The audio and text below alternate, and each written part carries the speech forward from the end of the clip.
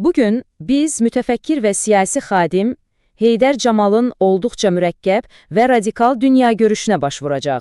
Onun fəlsəfəsi bizim reallıq, cəmiyyət və hətta ilahiyyat haqqında bildiyimiz hər şeyə meydan oxuyur.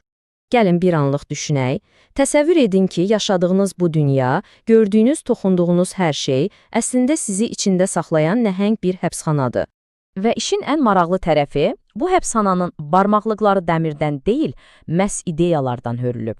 Camalın bütün düşüncəsinin mərkəzində dayanan fikir də elə budur. Bizim reallığı anlamaq üçün istifadə etdiyimiz anlayışların özü əslində tələnin bir parçasıdır. Yaxşı, bu fikrin kökünə getmək üçün əvvəlcə qoyulan diaqnoza baxaq. Camala görə, eləcə də bir çox ənənəçi mütəfəkkirə görə, müasir dünya dərin bir mənəvi böhran, yəni bir tənəzzül içindədir. Camalın fəlsəfəsindəki ən radikal məqamlardan biri onun zamana baxışıdır. Biz adətən zamanı necə düşünürük? İrəli gedən bir xətt, tərəqqi, inkişaf, elə deyilmi? Amma Camal deyir ki, yox, bu tamamilə yanlışdır. Onun üçün zaman qədimlərdə zərvan və ya dəhr adlandırılan bir şeydir. Yəni, hər şeyi yeyən, çürüdən, ilkin mükəmməllikdən uzaqlaşdıran amansız bir dövrandır. Beləliklə, tarix yuxarı yox, aşağı gedir. Bu bir tərəqqi hekayəsi deyil, bir tənəzzül hekayəsi. Yaxşı, bəs bu tənəzzülü, bu çürüməni hərəkətə gətirən qüvvə nədir? Camalın hədəf aldığı əsas düşmən hansısa bir ölkə, lider və ya ideologiya deyil. Yox, düşmən heç ağlınıza gəlməyəcək bir şeydir. Cəmiyyətin özü. O, bu anlayışı sosium adlandırır. Təsəvvür edin ki, sosium, Tanrının yerini tutmuş nəhəng, fövqalbəşəri bir sosial maşındır. Ailə, təhsil, mədəniyyət, bütün bunlar onun parçalarıdır. Bu maşın bizim qavrayışımızı, kimliyimizi formalaşdırır. Yəni o, bizim dünyaya baxdığımız eynəkdir, bizi istədiyi kimi yoğuran bir heykəltaraşdır. Bəs bu maşın, bu sosium bizi necə tələyə salır? Gəlin addım-addım baxaq. Birincisi, o bizim qavrayışımızı formalaşdırır. Yəni, bizə dünyanı necə görəcəyimizi diktə edən bir optik cihaz verir. İkincisi, şəxsiyyətimizi modelləşdirir. Ailədən başlayır, məktəb, dostlar, cəmiyyət. Bu dairələr vasitəsilə bizim daxili varlığımızı özünə uyğun şəkildə yoğurur. Üçüncüsü, və bəlkə də ən qorxuncu, bizim enerjimizi sömürür. Yəni, bu sistem özünü davam etdirmək üçün bizdən həyati enerji alır, bizi tükədir. Və nəhayət, dördüncü addım. O, özünü yeganə, son reallıq kimi təqdim edir. Beləcə, həqiqi, ilahi olana, transcendensiyaya gedən bütün yolları bağlayır. Baxın, bu mübarizəni Camal iki fiqur üzərindən izah edir. Kahin və Peyğəmbər. Kahin kimdir? Sosiuma, yəni sistemə xidmət edən adam. Onun işi, sistemi qorumaq, hər şeyi olduğu kimi saxlamaqdır. O, davamlılığı təmsil edir. Bəs Peyğəmbər? O, tam tərsinə, ilahi olana xidmət edir. Və buna görə də sistemə qarşı üsyan edir. O, dünyanı olduğu kimi yox, necə olmalı olduğunu bəyan edir. O, qırılmanı, inqilabı təmsil edir. Yaxşı, hər şey bu qədər qaranlıqdırsa, bu həbsxanadan heç bir çıxış yolu yoxdurmu? Camala görə var.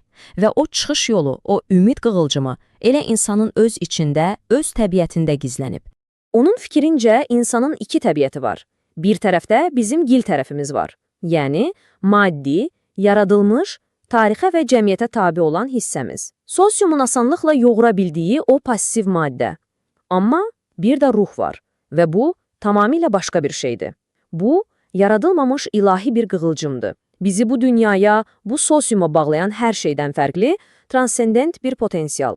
Baxın, bütün məsələnin açarı buradadır. Camalın dediyi kimi, bu, Adəmə üfürülən ilahi ruhdur. Bu, heç bir şeylə üst-üstə düşməmə nöqtəsidir. Yəni, bu ruh, bu sosiumun, bu sistemin bir parçası deyil. O, sanki sistemdəki bir bug, bir xəta kimidir. Və məhz bu xəta, bu qeyri-mümkünlük bizə bu həbsxanadan kənarda olan tamamilə fərqli bir reallıqla əlaqə qurmaq şansı verir. Və bu nöqtədə vəhy anlayışı da tamamilə yeni bir məna qazanır.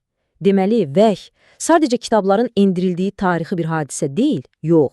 Vəhy məhz o qeyri-mümkün olan ilahi ilə insanın daxilindəki o qeyri-mümkünlük qığılcımı arasındakı birbaşa rabitədir. Bu, daxili qığılcımın aktivləşməsi, oyanması anıdır. Yaxşı, bütün bu abstrakt, fəlsəfi fikirlər praktikada nə deməkdir? Gəlin indi nəzəriyyədən fəaliyyətə keçək və görək bu ilahiyyat necə inqilaba çevrilir. Camala görə inqilabın əsl qəhrəmanı, əsl subyekti kimdir? Məzlumlar, yəni Qurani-Kərimdə deyildiyi kimi müstəzafun.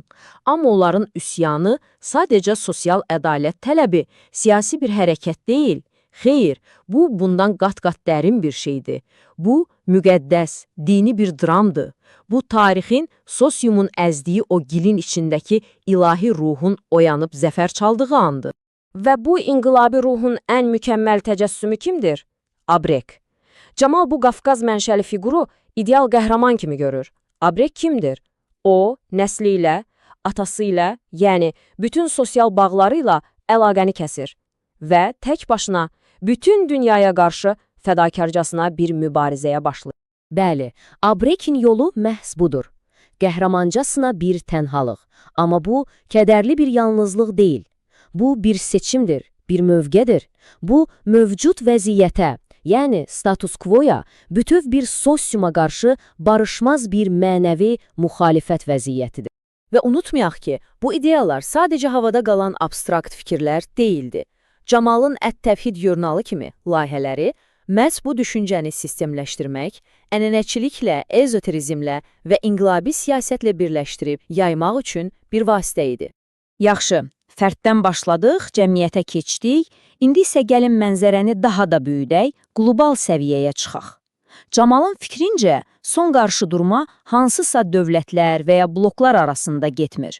Mübarizə daha dərindir, iki metafizik qüvvə arasındadır. Bəs bu qüvvələrdən biri, yəni sistemin özü kimdir? Camal bunu qlobal bir klub adlandırır. Bunlar kimdir? Qədim kahinlərin müasir varisləri. Dövlətlərin üzərində dayanan, sərhəd tanımayan aristokratik, transmilli bir elita. Bəs məqsədləri nədir? Çox sadə. Homeostaz, yəni nəzarət və sistemin olduğu kimi qorunması. Onlar sosiumu idarə edirlər ki, öz hakimiyyətlərini qorusunlar və hər hansı bir həqiqi alternativi daha yaranmadan boğsunlar. Onlar üçün ideal gələcək keçmişin zəmanətli bir davamından başqa bir şey deyil. Beləliklə, gəlib çıxırıq son döyüşə.